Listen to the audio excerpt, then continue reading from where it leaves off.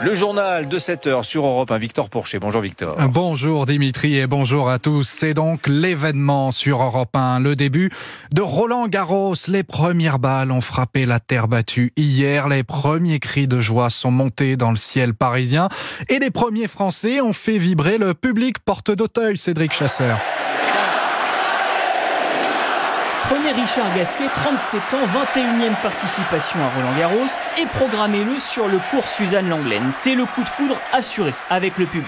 Et tant pis pour Borna Coric, son adversaire du jour. Ça galvanise, ça te porte. Après, ça tape sur le système de l'adversaire aussi. C'est toujours difficile, ça fait mal. Et toi, quand tu as des moments un peu plus durs, c'est vrai que c'est important de les avoir. Une fois la nuit tombée, le public peut rapidement devenir intenable pour peu qu'on lui offre un peu de spectacle.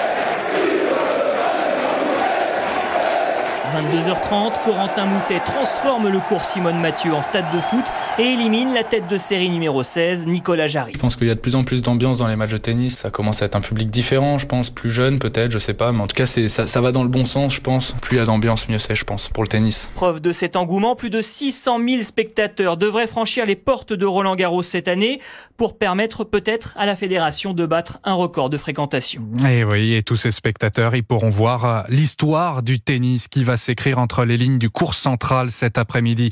L'Allemand Alexander Zverev, l'un des favoris du tournoi, rencontre Rafael Nadal, la légende espagnole qui joue probablement son dernier Roland-Garros. On le sait, affaibli ces derniers mois, oui, mais ses concurrents le craignent toujours. Et surtout l'un d'entre eux, le champion en titre, Novak Djokovic, le numéro 1 mondial qui a répondu en exclusivité à Europe 1. C'est bien pour ce tournoi, c'est bien pour le tennis qu'il est ici, il joue bien, il fait le mouvement bien sur le court, donc on espère pour lui, pour le tournoi que cette match doit être peut-être le meilleur match de tournoi. Donc voilà, tous les deux joueurs sont très bons joueurs avec beaucoup de qualité. Zverev a gagné Rome, donc il est en très bonne forme. Et Rafa ici, donc voilà, je regarde cette match avec plaisir et on espère pour regarder une bonne qualité de tennis.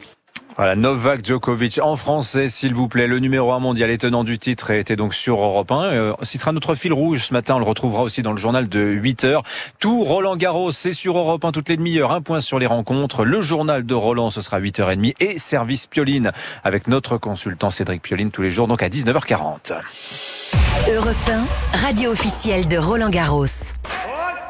Il est 7h04 sur Europe 1. On en vient à cette attaque au couteau, une de plus, cette fois dans le métro lyonnais hier après-midi. Le suspect, un Marocain de 27 ans, sous le coup d'une obligation de quitter le territoire depuis 2 ans. Ces 4 victimes sont toujours hospitalisées, mais hors de danger. Jean-Luc Bougeon, vous êtes en direct de Lyon pour Europe 1.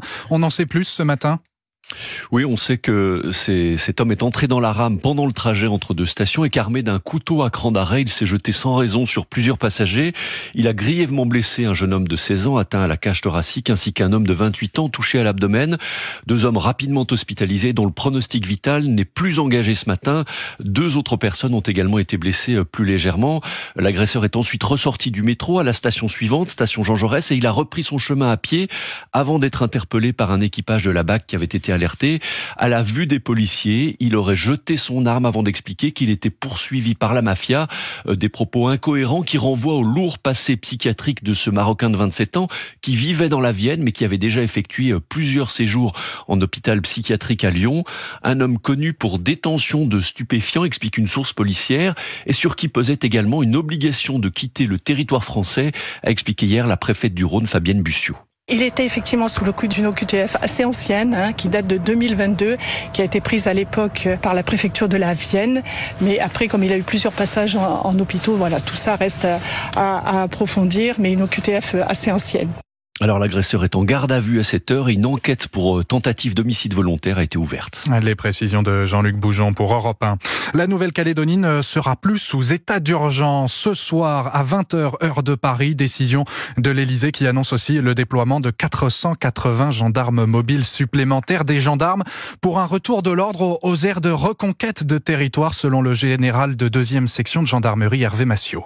Pour les missions offensives, il s'agit de libérer un axe, comme ça a été fait jusqu'à l'aéroport de la Tontouta, libérer des ronds-points pour permettre la liberté de circulation, et ensuite un contrôle de zone pour pouvoir tenir dans la profondeur. Donc à partir de Nouméa, en remontant vers le nord, vers les communes de Païta, ou plus sur le sud, vers les communes de Doumbéa, Mondor, il faut gagner du terrain. Pour gagner du terrain, il faut s'emparer et tenir les axes et certains points caractéristiques. Après avoir pris un carrefour ou un rond-point, et lorsqu'il y a soit des tirs qui sont effectués contre nos personnels, soit suspicion de tir, les véhicules forment une espèce de bulle ou d'ovale. Cette protection de nos véhicules, qu'ils soient blindés ou pas d'ailleurs, permet de tenir le carrefour, d'observer l'adversaire à distance et d'être à l'abri des coups qu'il pourrait nous porter. Les propos recueillis par Nicolas Toneff pour Europe 1. À l'étranger, des frappes israéliennes sur Rafah à Gaza ont fait 35 morts dans un camp de réfugiés selon le Hamas. Des civils ont pu être touchés, répond Tsahal, qui assure avoir visé des terroristes. L'ONG Amnesty International demande une enquête.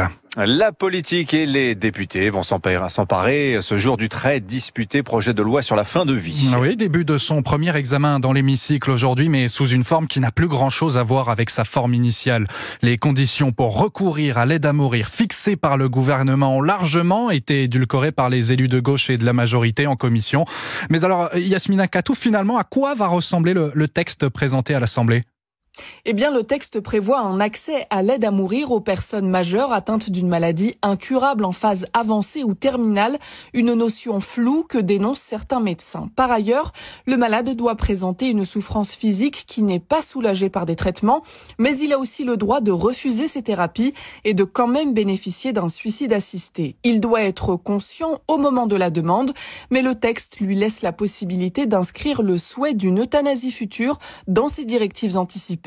La demande se fait auprès d'un médecin qui a 3 mois pour donner sa réponse. En ce qui concerne l'acte, le projet de loi permet au malade de choisir qui administre le produit létal, lui-même, un soignant ou un proche.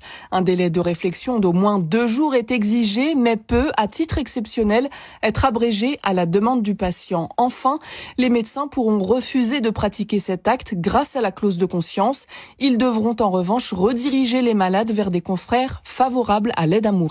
Les explications de la spécialiste santé d'Europe 1, Yasmina Katou. Je vous signale également que le vote solennel à l'Assemblée nationale sur ce projet de loi fin de vie est prévu pour le 11 juin prochain. À vous, Dimitri, il fait toujours 11 degrés sur le cours de Roland-Garros. Non, c'est monté à 35, ça. C'est monté à 35 à l'approche de l'arrivée de Gilles Moreton. Et puisqu'on a entendu Novak Djokovic, quand même, qui s'est confié à Europe 1. C'est vrai, ça réchauffe les cœurs. Ah oui, ça, on va l'entendre jusqu'à 9h. Merci, mon cher Victor. On va vous retrouver tout à l'heure. C'était votre journal. Il est 7h09 sur Europe 1, la radio officielle de Roland-Garros en direct du cours central ce matin jusqu'à 9h. À suivre dans 10 minutes, Dimitri, l'édito éco avec Nicolas Bouzou. On va parler de Joe Biden. La semaine dernière, il n'y est pas les mains mortes, le président américain, en multipliant par 2 voire 4 les tarifs douaniers, tout un tas de produits, notamment les voitures électriques chinoises, les panneaux solaires, etc.